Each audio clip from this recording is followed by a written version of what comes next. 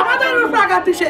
আমরা আঘাত না গতকাল থেকে আগুন আমাদের শরীরে জ্বলতেছে। ভাইয়া একটা ভালো লোক আমাকে অপমানিত করছে।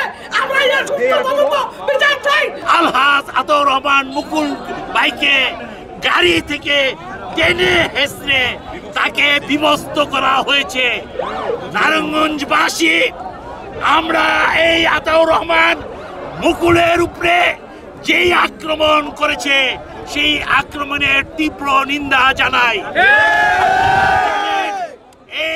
এই সন্ত্রাসীর সাথে যারা জড়িত এই অত্র এলাকার তারা খুনি, তারা চাঁদাবাজ, তাদের অত্যাচারে এই এলাকার বাসীরা তটস্থ থাকে। সংগ্রামী বন্ধুরা, তাই আসুন এই চাঁদাবাজদের বিরুদ্ধে আমাদের প্রতিরোধ গড়ে তুলতে হবে।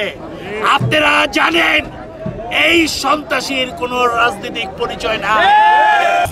বাংলাদেশের শক্তিশালী থার্মিক স্টিল বার ফেমাস স্টিল লিমিটেড।